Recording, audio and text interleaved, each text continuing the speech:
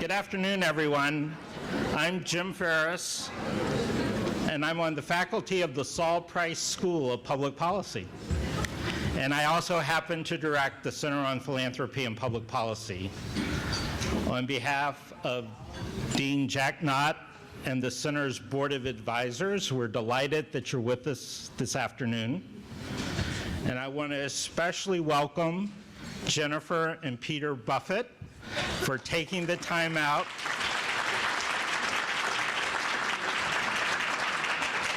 of all the good things they do to fly across country to spend a few days here in LA and talk about their work in philanthropy and their journey. It's quite fascinating. We had a small dinner last night, and we started to understand what they're up to, and you're going to hear a lot more about it today. All I can say is you're in for a real treat. They're going to be in conversation with Jeff Cowan, who is a former dean of the Annenberg School of Communications and currently a university professor, and you'll hear more about Jeff later. But, you know, events like this would not be such a great success if we didn't have a host committee that would turn out a group as distinguished and varied in their fields as we have today. So I want to ask the host committee members to stand and be recognized.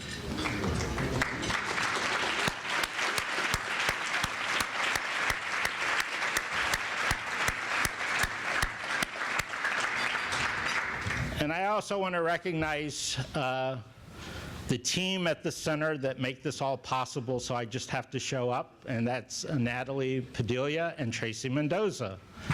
Wave.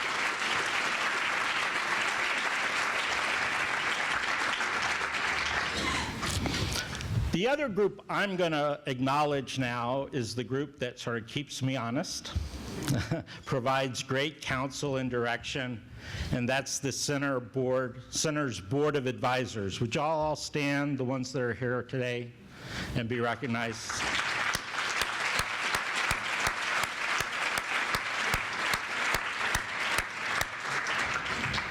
And now it's my pleasure to introduce one of our board members. She's the president of the Joseph Drown Foundation and one of the longest serving members of the Center's Board of Advisors, Wendy Wachtel.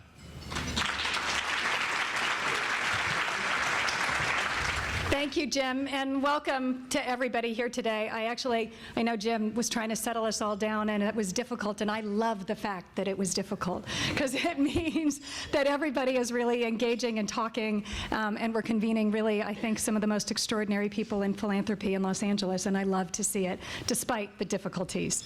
And I have been involved with the center from the very, very beginning, and I really take great pride in what it is that this center has been able to achieve.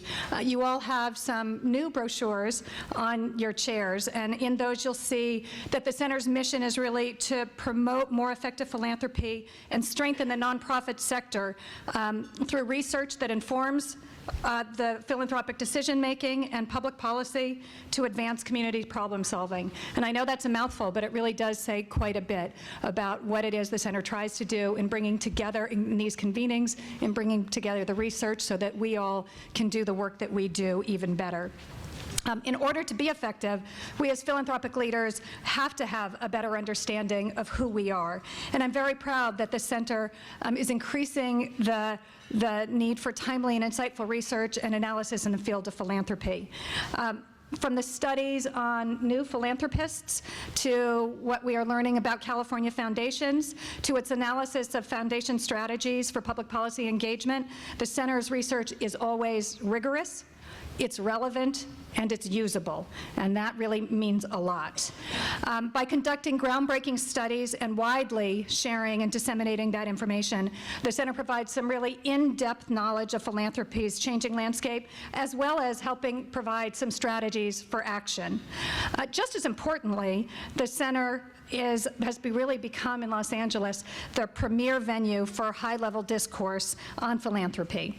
Our distinguished speaker series like today, our forums, our roundtables have bring together the thought leaders from across the sectors to spark some fascinating discussions and build collaborative solutions to the challenges that we all are facing. Today here, I think we have 200 key leaders from across the sectors for a really remarkable event, and that is a really important service that the center is able to provide. And by promoting that dialogue about philanthropy's role in public policy, in public problem solving, and helping to create some of these networks among those of us who are working to improve our communities, the center is helping all of us to think differently about how we might achieve some of those solutions and how to address some of our most critical problems. If you visit our website, you'll see that all of the reports and papers of the center are available for you to look at. You'll also see the transcripts from all of the last distinguished speaker series, and this one will be up as soon as we can get it up. So all of that is available to anybody who would like to look at it.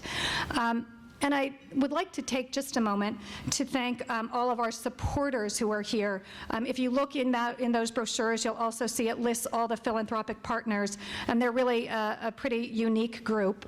They realize that philanthropy, like any other field that we all support, requires careful study and discussion and debate. And like me, they really believe in the importance of building our field. So will everybody who is a philanthropic partner also stand up and be recognized for a minute, please?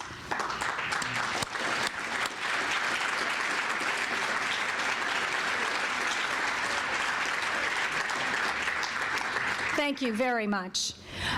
The last few years have taught us many, many things. I know for me, it's reinforced the ever-changing nature of philanthropy and the critical need for the work that the Center for Philanthropy and Public Policy does.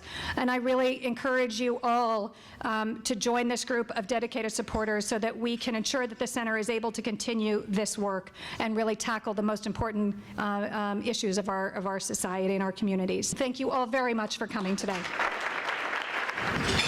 So good afternoon. My name is Fred Alley, and I am the President and Chief Executive Officer of the Weingart Foundation and the Chair of the Center for Philanthropy and Public Policy. I'm the Chair of their Board of Advisors.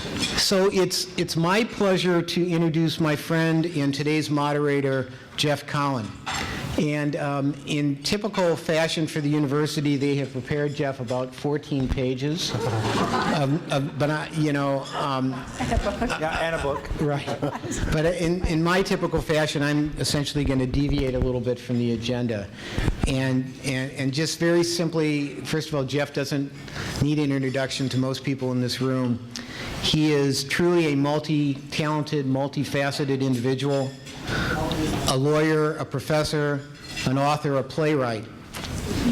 As most of you know, Jeff has a long and distinguished career in communications and public policy. He's currently the USC Annenberg Family Chair in Communication Leadership, and he also is the president of the Annenberg Foundation's retreat at Sunnylands. From 1996 through 2007, Jeff also served as the dean of the Annenberg School of Communication and Journalism.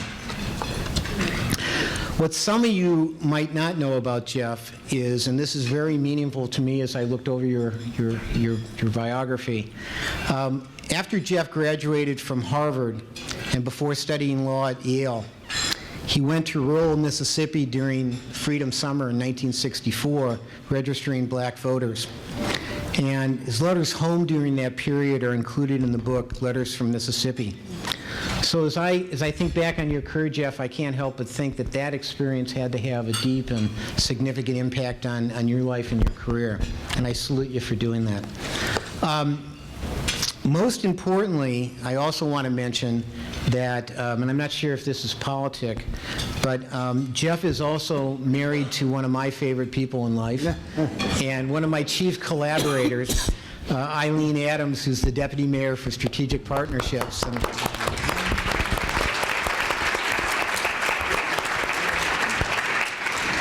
And thank you, Eileen, for everything you do for philanthropy. So listen, Jeff is just a great guy, a great human being.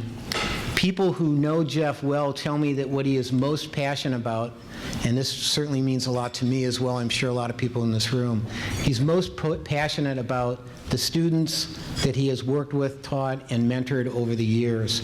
And that's really what makes you a special person. So thank you for that, Jeff. And please join me in welcoming Jeff Cohen.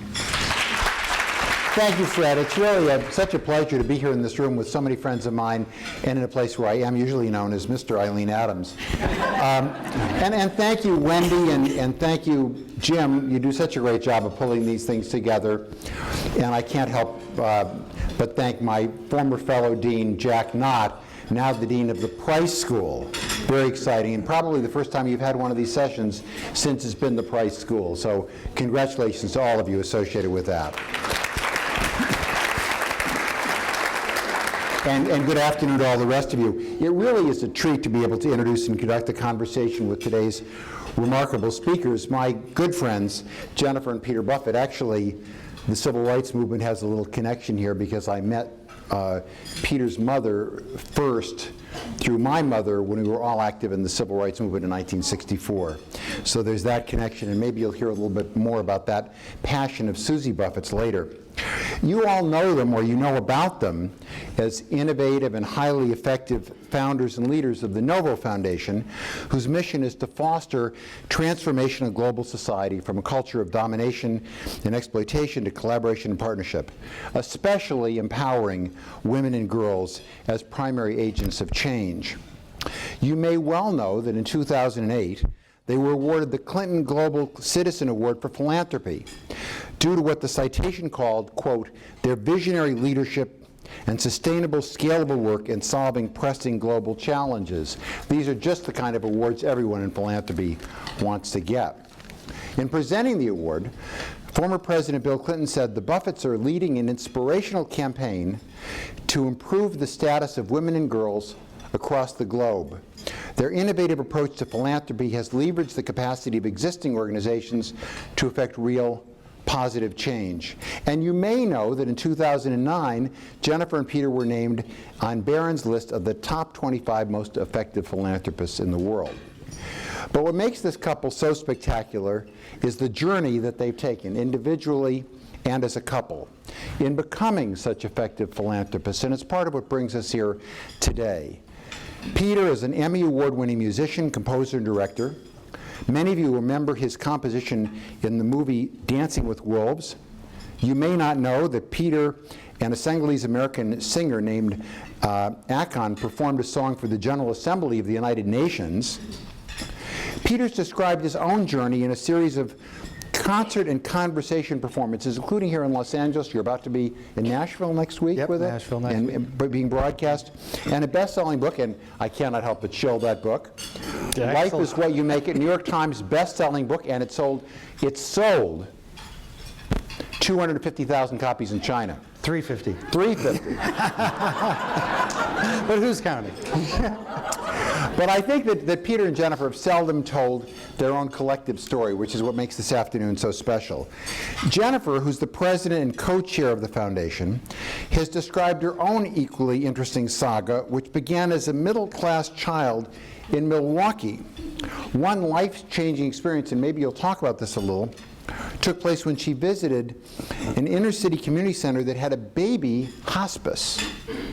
It seemed impossible to think that in this country such conditions could exist. But her worldview was really transformed by her work with philanthropy.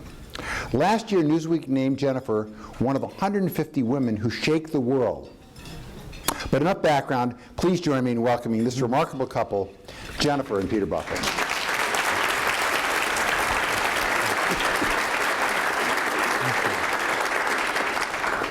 Peter, you've written about this, you've performed about this, and in China, in a certain sense, you talked about it. But maybe you could talk a little about your influences growing up in that amazing family and what your thoughts were of philanthropy in that household.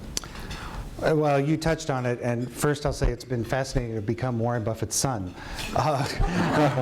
He was always my dad, but suddenly I became his son pretty recently, and it's given me a platform I never thought about having, because growing up in Omaha, it was extremely normal. In fact, what I found is more and more people would say, "You're Warren Buffett's son, you're so normal." And I realized that by telling my story, it might redefine values and privilege. Really, growing up with the privilege of having parents, grandparents 2 blocks away. I had the same English teacher my mother had in public school in Omaha. A sense of community and love and support. And I will add that I have not one but 2 babysitters here today. So they can... Not that he still needs them. No, exactly. Not that I still need them, but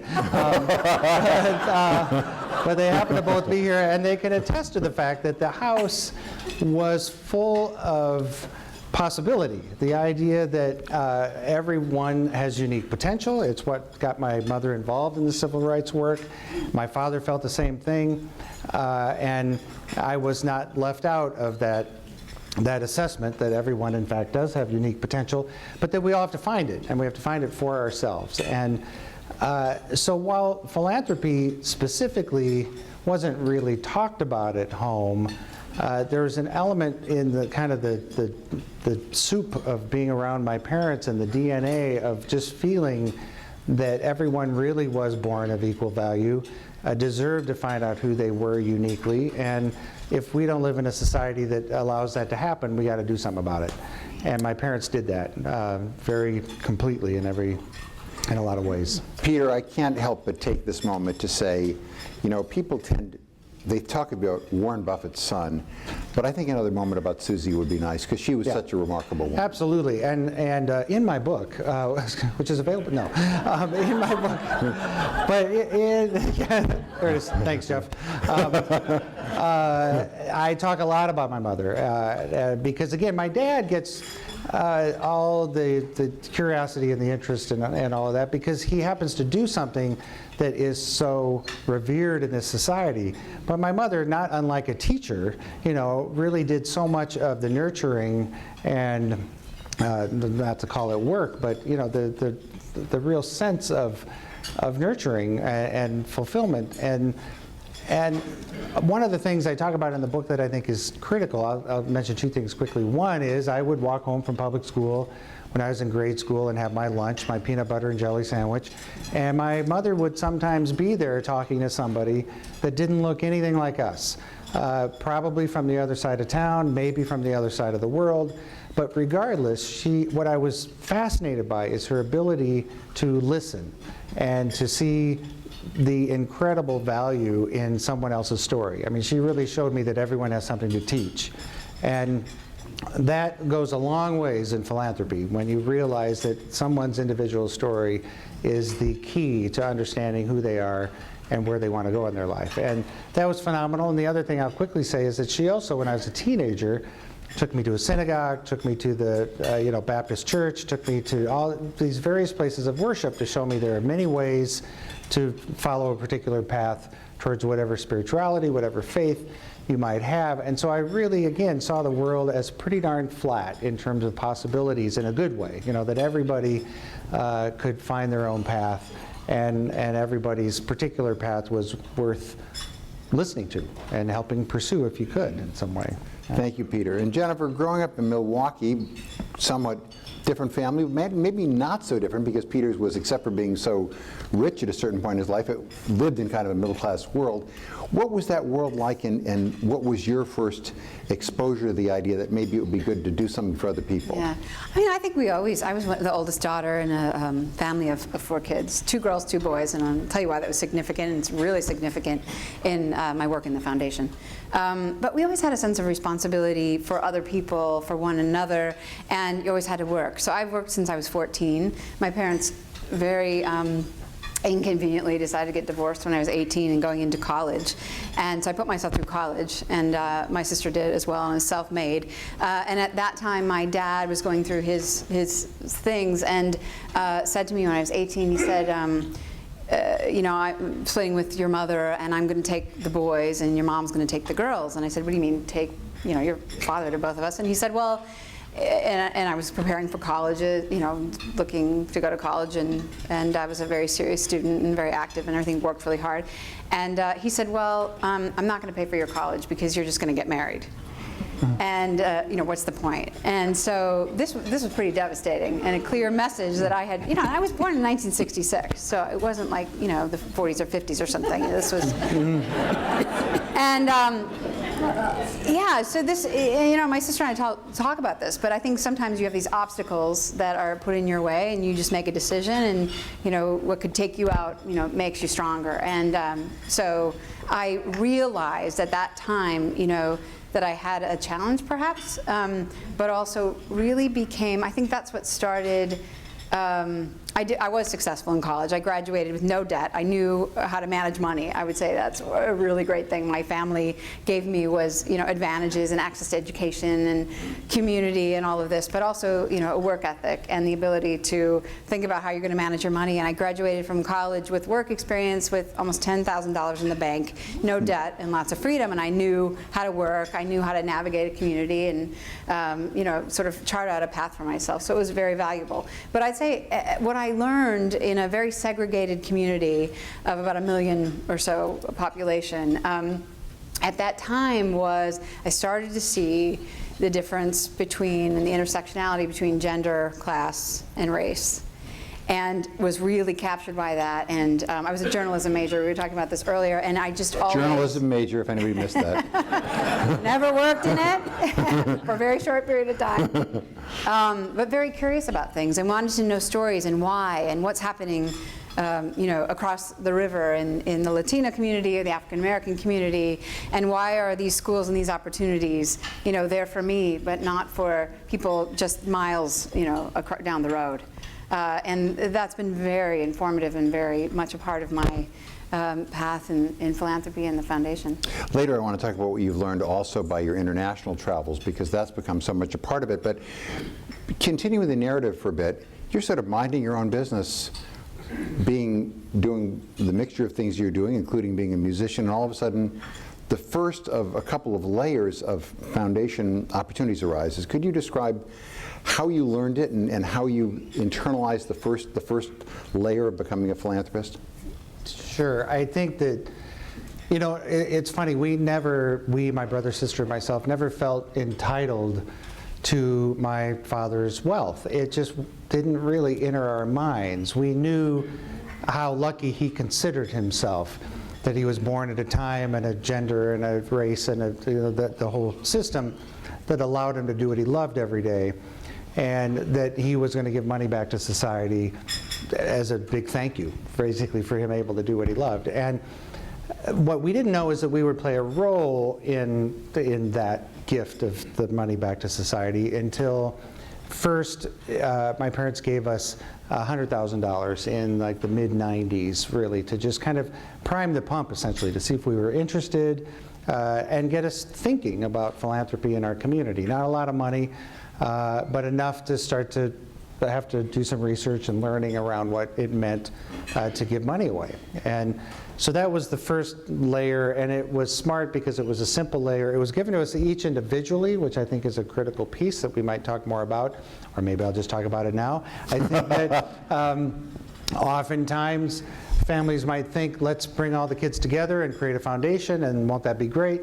And of course, kids being kids, you can often see it potentially get into trouble in terms of limited resources and different interest areas, and you're not paying enough attention to what I'm interested in, this sort of thing. My parents were very smart in establishing separate foundations, and we end up working together, I think, more because of it, which we can talk about maybe later. But anyway, this $100,000 gift was the first one that for about 4 or 5 years, kind of got us initially going. And how were you thinking of philanthropy at that first stage? We were thinking about sort of the area of focus, and also, to go places that weren't so sexy the ballet seemed sort of covered and the arts and whatnot, but we really wanted to see again. Journalism schools were available. Yeah, I know. It's true. It's true. They didn't find me. They didn't hunt me down. So, well, anyway, they're lost. Yeah, so it just kind of got us thinking about how does the world work, and how are we, what are sort of the roots of issues and problems, and what's happening on systems levels, and I was really captured by that. And also, but mostly on a community, yeah, but mostly on a small on a community scale, and with a geographic focus, because that's what we could kind of wrap our brains around and go see and meet and touch and get to know. Yeah. So then the next wave comes. Right. Christmas of 1999, my parents give all of us siblings a $10 million foundation. And that's a big jump from 100,000, but given the fact that we only had to give away 5% of that, it was not a huge jump in a lot of ways. And it was still manageable by us, really Jennifer, doing the work, because I did have my career, and I was happily going along in that career. And while I was involved on a certain level, Jennifer really did the bulk of the work. But 10 million was, it certainly had to take it more seriously, but like I said, it was still manageable. And I think we just sort of grew kind of naturally out of that. And it went from 99 to 2006, it grew from about 10 million to about 120 million with either additional input or stock value going up. So over that time period, again, the number grew, but we seemed to manage it ourselves. But then the Big Bang occurs. Right, exactly. June 26, 2006, to be exact. When my dad, in fact, did give all his money away, and that was $1 billion foundation at the time, $1 billion valuation. And that's really when Jennifer and I, we had about 3 months notice, for those of you who are curious. But he didn't ask. He said, this is what I'm going to do. And I was going along. We had moved to New York about a year before, and I was going along in my career, and suddenly this is no small deal. I mean, this is when we had to think about strategy and mission and vision and infrastructure and all of that. It's amazing when you have $1 billion foundation, though. You're funnier, you're better looking. All these it's amazing things happen. So how do you begin to think about how you manage $1 billion foundation and what you should focus on then? You had been doing smaller projects. Now you have the chance to do something major. How did you go about thinking that through? We had a really wonderful man that we'd worked with on this project. We were working on a nonprofit, which was the best education for philanthropy work, is to be on the other side, having to raise money, have to think about a nonprofit program and all of that, kind of stuff. Be on the other side of it, just really invaluable. But he was really instrumental with us. We said, would you like to help us? Because we need to create an organization. We need to get our vision statement, our mission, and figure out how we're going to operate. And what an opportunity to be in New York and learn about the field and where it was and its evolution and thinking and all of that. So we went on retreat, and he sat us down by this little lake, and he said, I need to hear your life story, and I need to hear your life story from the beginning. I want to know who you are, what makes you tick, how you see the world, whether you guys agree, because you're going to be successful. We can't do it otherwise. You can't. It's all connected. So tell me about your biographies and who you are. And so much clicked for us in that.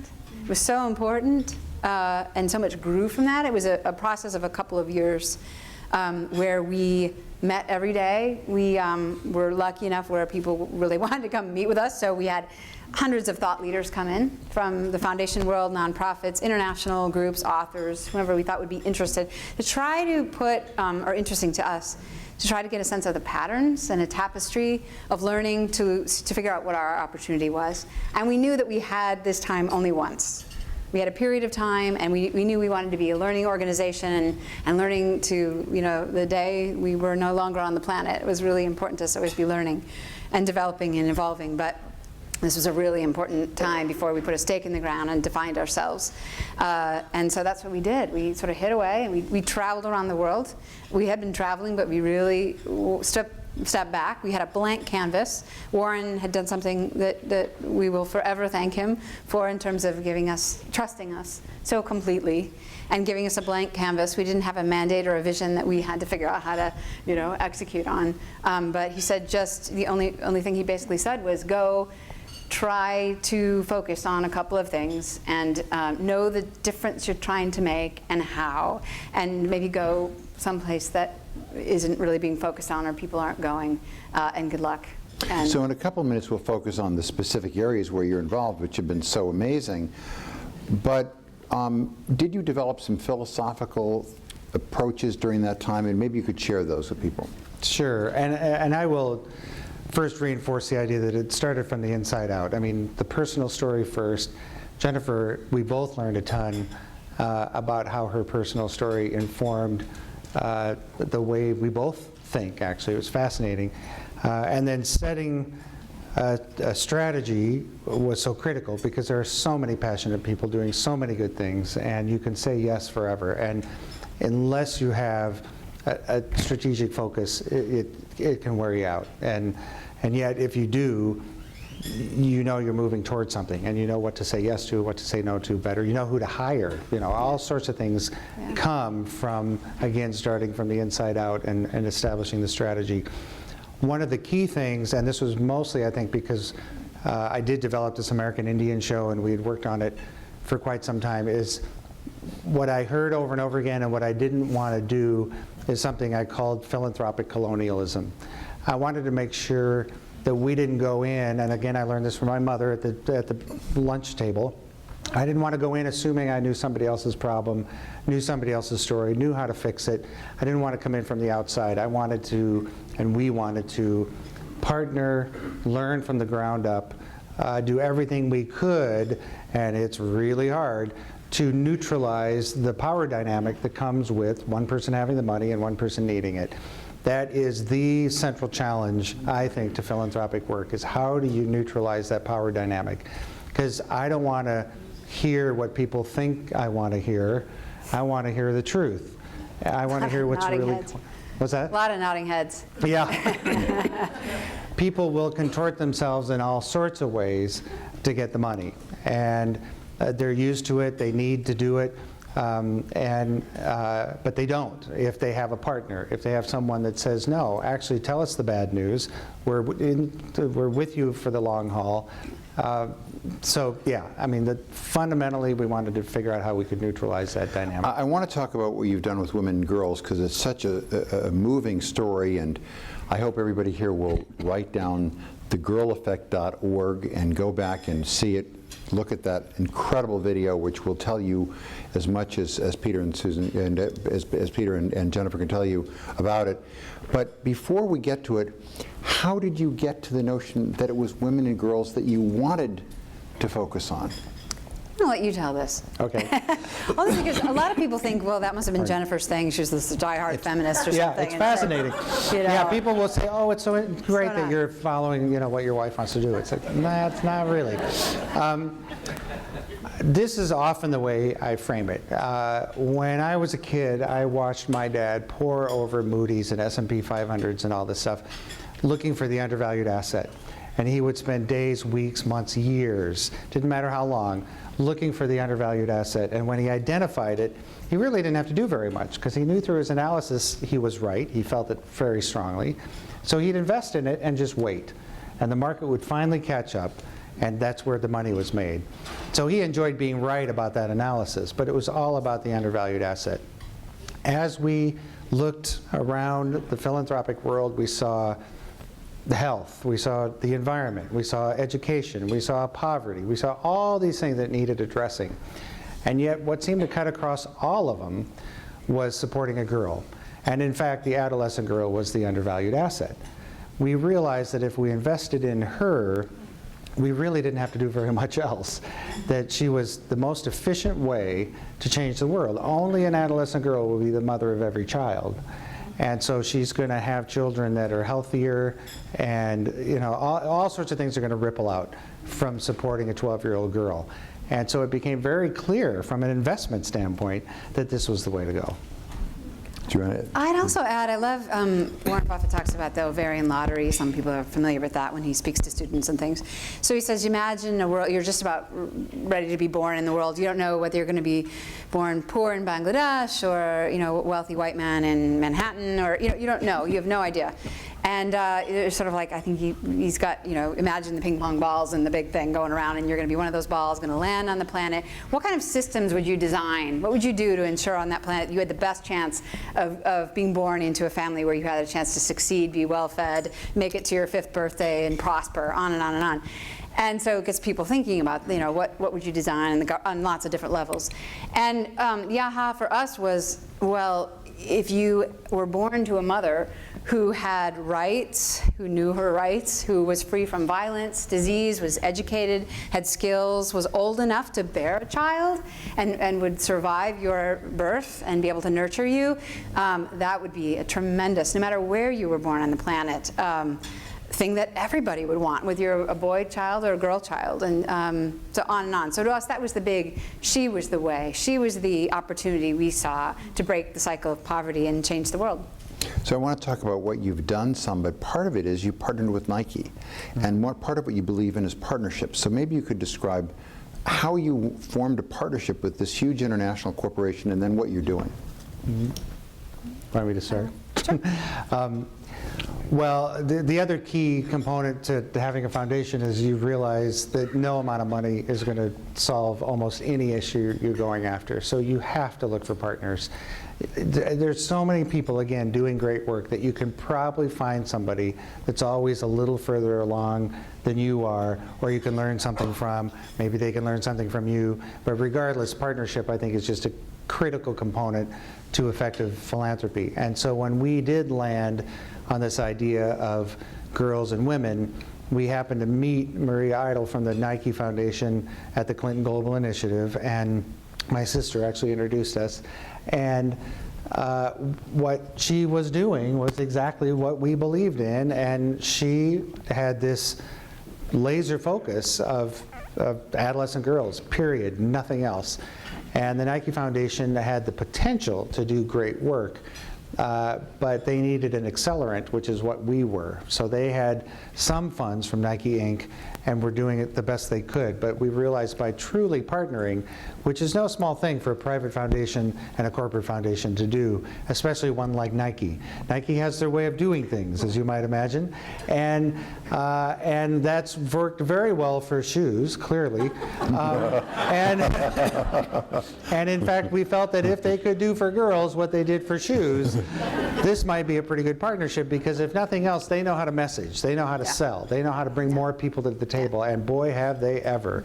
Through the Girl Effect, which is their work, and what they are able to do with messaging, it's extraordinary to hear Bob Zellick from the World Bank or other people talk about girls in a way they never would have without Nike's expertise in messaging. So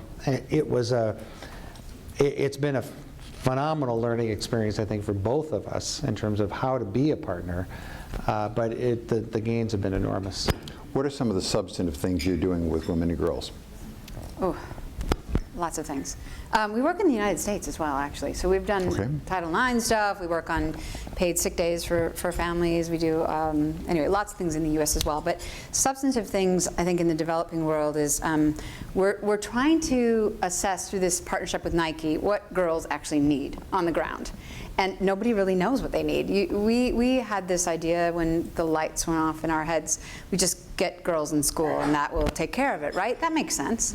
But what happens, you have to consider the social and cultural and economic constraints and realities around girls and families. And to be honest, the girls were not going on to secondary school because families couldn't afford that. And her perceived value was less than a cow or a gallon of cooking oil in a lot of cases. She was needed at home, or they needed to marry her off to somebody and have her work in her husband's home for her in-law. So why keep her in secondary school? She's not going to get a job. You know, my own father had that, you know, in the Midwest, that attitude. This is a prevalent attitude around the world. Also, it's very dangerous for girls to go to school. This was earth-shattering to me, but it happens far too often to millions of girls in sub-Saharan Africa and around the world, Southeast Asia, that grades are traded for sex. So teachers are not safe. Teachers are predominantly male in Africa, and then a girl gets pregnant, she's stigmatized, her life is over. There were all these, we call them trap doors for girls, that were very complicated, and a huge amount of violence towards girls and women, and child marriage is a huge issue that we've taken up with the elders. I'm so heartened by the elders' leadership. If you all know who they are, Desmond Tutu and a group, Mary Robinson, and a group of very influential religious and thought leaders and elders in our world that are bringing huge attention and might to this issue and support at the grassroots level to end in our time the practice of child marriage, which derails a girl. I mean, she has no chance. I've met women in Ethiopia who are unbelievable, who were married at 4 and 5 years old, and then as soon as they started menstruating, got pregnant, and these were the lucky ones who made it. It's the leading cause of death in the developing world is early marriage, because these girls are not ready to bear children. They have no skills, they have no education, they have nothing. Talk about the ovarian lottery. This is the low end that none of us would want to be born into. So that's an area that we're trying to make a huge hopefully impact in, and is gathering a lot of political will. But also just trying to figure out what does this cost, and how do we incentivize governments? Because we're talking about, you know, trillions of dollars of GDP for countries that's lost because governments are not, they don't have policies to invest in adolescent girls or the women of their nations. And that is really changing minds and policies, and has, I think, huge potential. Peter, do you want to? Well, so I think that the key is that there are all these different interventions. There is no single bullet. We found that we have to work at multiple levels at the same time. You have to be, you know, on the ground, learning and experiencing what it's like to be on the ground in a particular place, whether it's down the street or around the world. You have to be in the business sector to see what's viable if you're trying to lift someone out of poverty or out of a situation. You know, what's economically viable in this place. We thought that in Liberia, having tailoring schools would be great for girls. We went there, and what they needed was plumbers and electricians. So we got girls into becoming plumbers and electricians. So by understanding what's really viable in a place and working towards that, and then at the government level, again, the advocacy around property rights, you know, all sorts of issues in terms of how the girl can actually be a person in that particular society. And you have to work through cultural norms. I mean, it is super complicated. And again, we don't want to be the ones coming in saying, oh, we know how to solve this. We just want to learn from what's happening in the place and hopefully create enough different interventions where something will catch the girl at whatever trapdoor she happens to be close to falling through. You have some other very exciting initiatives, and I want you to talk a little bit about CEL, about one of the initiatives which I really hadn't known about and has become another passion of yours, and maybe you could describe that a bit. Yeah. Well, as we started to peel away the layers of the onion of all this, you know, complex stuff, no magic bullet, we started to really think about, you know, the breakdown in relationships between the genders and just relationships sort of period, and that people weren't. I remember we went to Liberia and we were looking at schools, and what we do here in America, folks, as we all know, finds its way around the world. And seeing, you know, we know a lot about early childhood education. We had been doing a lot of that work in Wisconsin and nationally. And to see little 2-, 3-year-olds, you know, packed on these little benches with a teacher in front of them just parroting, you know, information back and forth. We said, this is exactly not what these kids, you know, need at this phase. And it really, really got to me. And seeing the violence and seeing sort of the punitive practices that were going on, like literally you go overseas and people don't believe if you don't hit children that they can actually learn, which is pretty scary what you end up, you know, perpetuating in society. And then just us thinking about this violence question, how this hasn't turned up overnight, that so much violence exists in our world. And so how might we did a lot of thinking about how might we nurture maybe next generations of children to learn the skills about how to be self-aware and to manage their emotions and to work in a skilled way, cooperatively together, and to manage conflict. And what if you had this from preschool through high school? What if these skills were taught and valued as much as science and math? And isn't it ultimately the end of the day, you look at the successes and things you value in life having to do with your relationships and the things that you worked your way through with other people, and these we looked at education. We thought, education is where our kids spend most of their day and many years of their life. What's happening in schools. We don't have children. He's got grown kids. We looked at a lot of schools, and I was really blown away, having had, I think, a terrific education, how schools, especially in poverty areas and public schools at large, look like prisons. You came to school every day, and there was the metal detector, and you didn't have a relationship with your teachers. It didn't feel like a safe environment to come to. The kids were reporting. There was such a emphasis on standardized tests, and not a lot of real learning was happening in schools. And the retention rates by teachers and kids is just terrible. We're not graduating high schoolers, and we're really in crisis in this country. And I think we're only as good as our citizenry. And in a democracy, there needs to be participation. And the things that get you to be an engaged, I think, contributing member of society, the things that teach kids that were just not in schools. So we looked around and said, how do we address this? This seems so huge.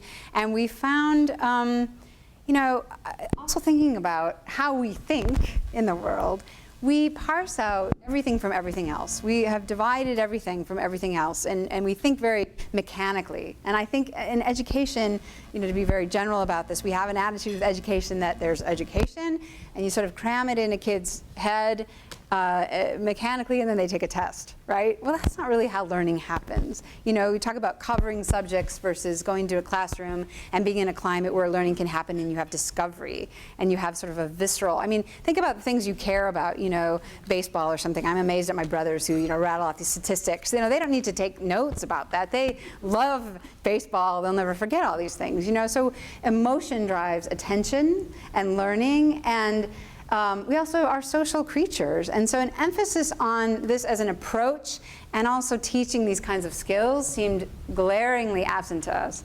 And we found a group called the Collaborative for Academic and Social and Emotional Learning in the University of Illinois, that's chaired by Tim Shriver, who many of you know is a fantastic guy, and a group of researchers. It was started by Dan Goleman, who wrote Emotional Intelligence and talked about EQ as being, I think we all nodding heads again, I think this is extremely important, but we're not giving this to our kids. We're not supporting our kids with these kinds of things. So we have taken upon ourselves to field build and take a leadership position nationally. And we're working with 8 U.S. large school districts to infuse, with superintendent leadership, to infuse social emotional learning K through 12 in everything. From the moment a kid comes to school and meets the bus driver, they're greeted as a person, and to start to put an emphasis on relationships again and caring for one another, so that kids will stay in school, become educated, and are of great value to us in society. Jim, I know you're going to want to ask questions. Some of you have probably heard about the movie Bully. Eileen saw it last night. It's kind of an illustration of that, and one of the places you guys are involved. Yeah, and where things are breaking down. Do you want to? I haven't seen the film yet, but we're doing a lot of the outreach for it and having SCL as a solution. Again, we think of this as human, putting an emphasis on the humanware, not hardware. But you see school shootings, you see the predominance of bullying. There's a lot of legislation in this country around anti-bullying. But what is happening, to our kids? What is happening where this is the only option, where kids are coming to school terrified, and there's no response from the administrators or teachers in how to stop this or interrupt it. But again, what if kids, and we've talked to kids like 5, 6, 7 years old, who are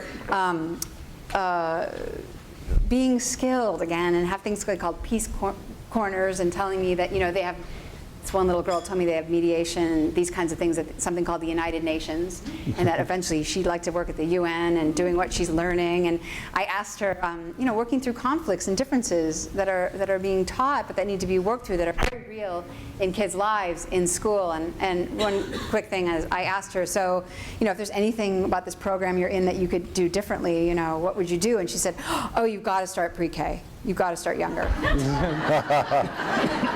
All right, Jim. Now, Jim's going to read off questions, and then we'll talk about them for a minute and go on to the next one. Yeah. Here's one. You talked about collaboration within the family. because unlike many families, y'all have individual foundations rather than trying to force everyone to work together inside a single foundation. What kind of projects have y'all worked on together across Susie and Howard and yourselves? They're actually Maybe, most, Peter, maybe for 1 second you could set up who your siblings are. Yeah. Who are my siblings? I'm the youngest of three. My oldest sister is Susie, middle brother Howard, and myself. And Howie in particular, it's been fascinating to see his philanthropic journey because he used to dig holes in the backyard and stuff, as some of these people know. And he then became a farmer, and he's been in agriculture for most of his adult life, in fact, pretty much all of it. And of course, so now he's taking that, essentially that core competency and working in his philanthropic endeavors with agriculture, mostly in the developing world. And so I can't stress enough the idea of, again, your own story informing what you do and taking the core competency, whether it's in your business or in some other facet of your life, and really using it that way. So so what we've done is mostly complementary things. My sister has been very involved in early childhood education. We worked with her directly for a while in that work. And what we found is the SEL work that Jennifer was talking about is a direct extension from the early childhood work. And so we find ourselves sort of doing the baton toss, or working with some of the same people, talking about a lot of the same issues. And my brother, who's been to nearly every country in the world, and I'm not kidding, had never gone to Liberia. And Jennifer and I went to Liberia, and it drove him nuts, because how could I, the little brother, have gone someplace he hadn't gone? So he immediately went and learned about some agricultural things there. And of course, in most countries in the developing world, it's women doing most of the work. And so he started a project there around women in agriculture, and that helped, that was a compliment to us. And I'm sure there's other examples, but the thing is, we again are kind of bumping into each other and going, hey, wow, you're doing this, and we've learned this, and isn't this great? And it's a way of working in a complementary fashion that has just proven to be fascinating, because it's nothing we're planning, it's just organic. Do y'all talk about your philanthropy, different strategies or visions? Sort of, yeah. I mean, we do talk about it here and there. It's not, my dad is so famously laissez-faire in terms of just saying, look, I trust you, like Jennifer was saying, he puts complete trust in us, go for it, do what you think is best. He's curious, he loves to learn what we're doing, and we love to talk about it amongst ourselves when we have that time, but it's not as if, we've never had things like family meetings and that sort of thing. It just comes up, again, organically. And yes, we have those conversations, but they're when they happen to spring up. Yeah.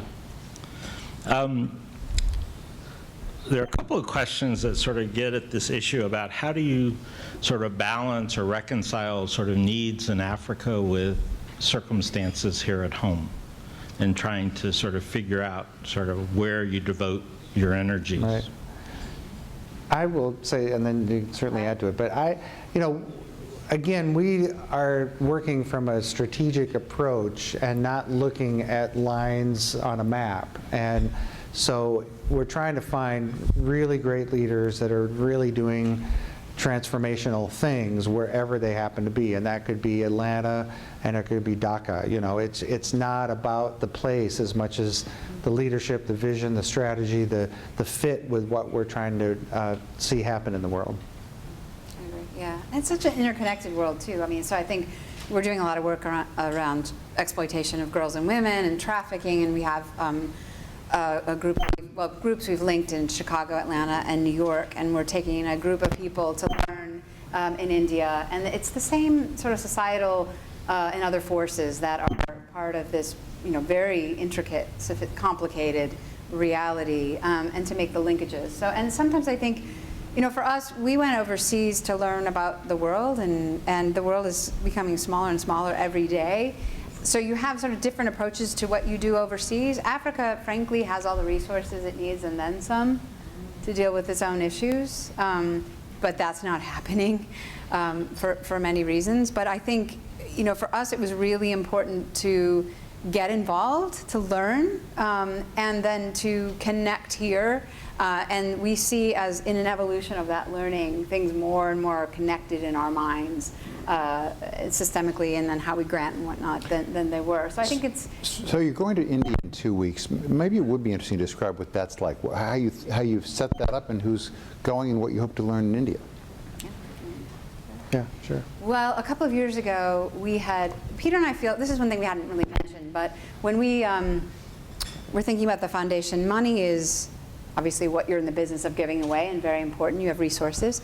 But we were trying to think about all our assets in our toolbox, so to speak. We had the ability to advocate, we had the ability to field build, to communicate, all these things. And we also had an appetite to go, and I think courage, to be honest, to go to some really tough, dark places, into some really big, challenging social issues. And we wanted to do that. And we wanted to do that credibly. We didn't want to go bumble around and make a mess, but enter cautiously and smartly. And we feel like, because we have this thing that sort of drives us, this worldview, that we have a world that we've inherited that's based on, large in part, domination and exploitation. Where is this? Where do we see evidence of this in the most egregious forms? And we see this in the trafficking and exploitation of children, and child abuse, and the sexual exploitation of girls and women around the world. And there is no place on the planet that is spared from this. It is horrendous what is going on, and that people don't exactly know how to think about this. And there's a lot, this was very shocking to me, but in the human rights community a little bit, and in the more progressive feminist community, there's more in the discussion about protecting women's rights to sell their bodies than to, end the demand to buy sex.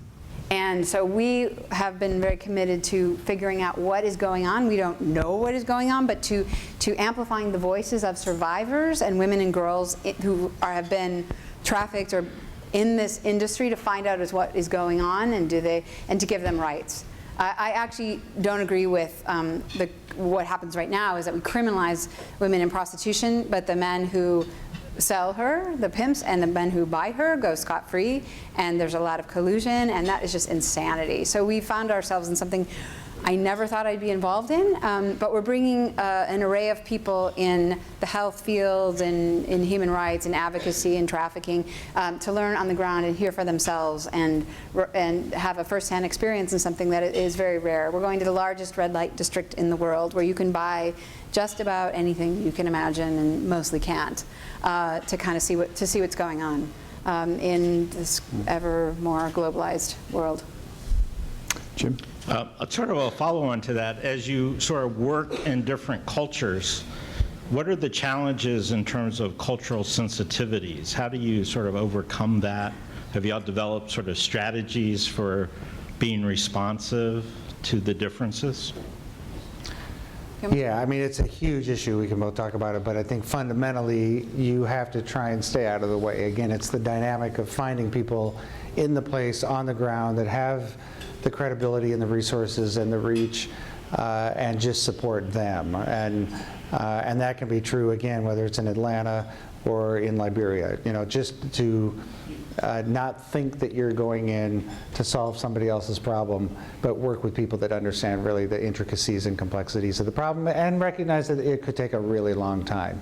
Don't go in thinking you're going to solve something and save the day, but that in fact you may be dead before the solution happens. These are generational things. They'll take a lot of time, and it's not supposed to be about what you accomplished, but the fact that it got accomplished at all. So I think it's super important to have a long-term view that, in a sense, has nothing to do with you, other than your willingness and need to help be a catalyst.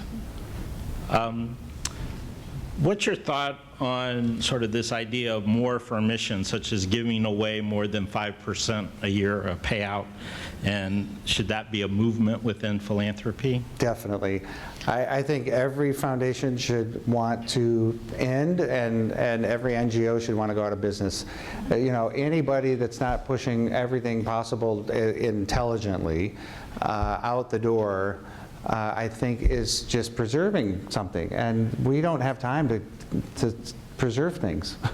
It's time to move the money in a responsible way as best you can, because the problems are now.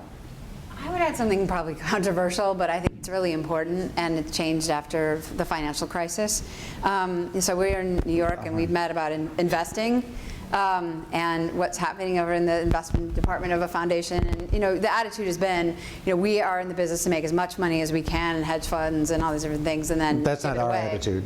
And that's not our, that's not our attitude, actually. That's not our attitude. And a lot of those, actually one foundation that was a huge proponent of that is now out of business because of Madoff and whatever. But I think you really have to get real about this separation that we sort of live with, or this cognitive dissonance where, we don't want to look at where our investments are and what harm they might be doing. We just want to think about then the 5% spin-off or whatever happens, and we're going to do good over here. And I think we have to get really real about that. I would challenge people to start to really think about that. Yeah, way more awareness around the investments themselves, where the money is being made to then give away.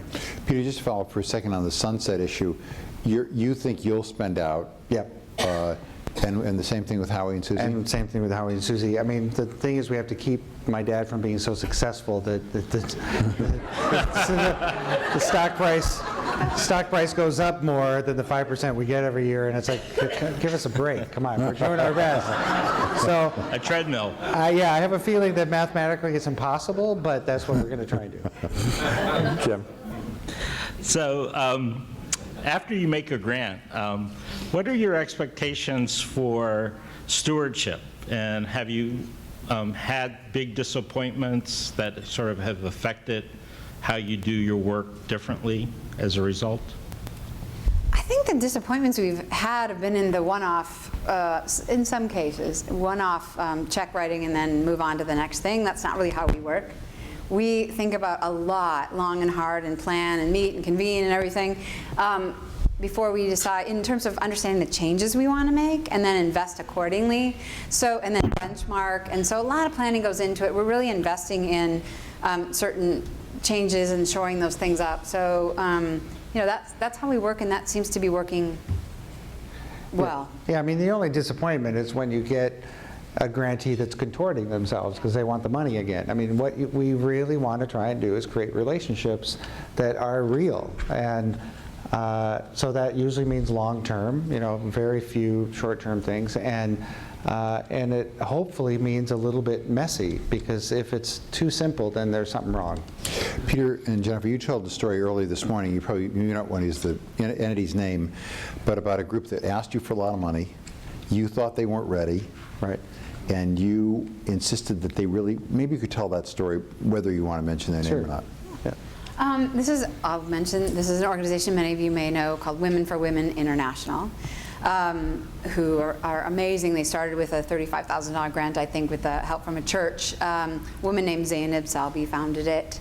And it's a sponsorship model. Women from the developing region sponsors a woman in a post-conflict country, gives her a little money, builds up her skills, and she becomes the next leader of her village, country, whatever, gets back on her feet. And it's very powerful. And they had won the Conrad Hilton Prize, which is $1.5 million. And thank you, Stephen and Judy, Exactly. and the others. Yes, thank you. So anyway, I think it was the first women's organization that you'd awarded to. Is that correct? Tostan? Oh, okay, also fantastic. So one of two. Yeah. And they were in a growth phase and came to us, the development team came to us, and they had this big grandiose ask for things. They sort of imagine, I think, these teams, what the funder wants to do. And it's a lot of times bricks and mortars. We're going to have all these country directors, and we're going to have these buildings. It was very sexy and everything. And I said, okay, great, heard you out, thanks a lot. And I called Zainab and I said, I'm going to come on a train to DC, I want to sit down, but no development people. And I said, listen, I know where you are. I used to call her when she'd go on Oprah, and the Oprah Winfrey Show, and bless you, Oprah has been so powerful for so many causes and organizations. So Women for Women would go on Oprah and do something about their work in Sudan, and then $5 million would come flooding into the organization, and I would say, do you need a little money, just to manage all this and stuff? So, they were just sort of piecemealing, like a lot of nonprofits do, getting the money that they could, and then building from from there. And they had all these grandiose plans, and I sat down with her and I said, you know, you've got something phenomenal here, and we want to see you around forever. And she said, well, I do too. And I said, so how about you let me know what you need in terms of capacity building, your IT systems, your database, your board development, you know, all this stuff, so that you can take a breath for the next 3 years and really build for sustainability, and ask your country directors what they need and everything, and just come back to me with that. I'd love to know what that is. And you say things like this, and there are a lot of nonprofits, and they don't believe you. They're like, can you come again? Say that again? And I said, no, really. And so we went back and forth, and they asked for a reasonable and appropriate amount of money, and they had a chance to not be out there pounding the pavement, but to do what they were good at and to build. And there's a lot of business people in the room. I mean, you can't have a successful business if you don't have the organizational capacity and the plans and all the heft to execute on your mission. So why is a nonprofit any different? 3 years later, fast forwarding, the organization is at an amazing level, and Mayor Bloomberg, bless his heart, has decided to get into funding women and girls, has not really been interested or understood the arena before internationally, and put this group through the ringer. I mean, he's a very astute business person, and they've been awarded, I think it's $15 million, that they never would have been able to get had they not gotten their ducks in a row. Those kind of grants for us are incredibly rewarding and incredibly beneficial. You know, for organizations, and I really encourage any of you that have, you know, the aptitude or bandwidth to get involved with your philanthropy on that level. It's the most rewarding thing and way to work, I think. One final question. So you're doing all this good work here and around the world. How has doing this work affected you personally? Go ahead. Oh boy, where do you begin? So many different ways. Some people will ask me in the context of my career, which I had for however many years before this started, many. And in fact, my dad, on the way to the New York Public Library when he was doing the big announcement in 2006, said, "Pete, you think this will affect your music?" It's me imitating my dad. And I said, well, you know, I don't know. I can only imagine that it'll kind of pull me away from it. But in fact, it enhanced it in ways I could have never imagined. I ended up, of course, experiencing all these things through the philanthropic work that were reflected in my music, and my whole creative output has changed tremendously in nothing but great ways. And so those are often the surprising things around philanthropy, is what it can do in other aspects of your life. And certainly as a couple, we've grown tremendously. We've just grown in so many ways because we learn so much more about ourselves individually that then we can bring to the relationship in ways that, again, you can definitely quantify it, but you can't guess what it's going to be because it's all experiential. And so it's been extraordinary growth-wise in pretty much every facet, certainly of my life, and I think you'd probably say the same. Yeah. I think what's happened, I mean, I'll remind everybody that philanthropy actually, the roots of the word means for the love of human beings. There's nothing in the word philanthropy that talks about money or technology or grants or anything. That's for the love of human beings. And I think our hearts have been totally broken wide open, and our minds have been opened, and we went from living our small stories, our personal stories, dramas, whatever, to participating and living every day in the big story. In the big story of and responsibility for that. And we are responsible for the level of attention and care and thoughtfulness and partnership that we bring to this. Unintended consequences, we're responsible for that.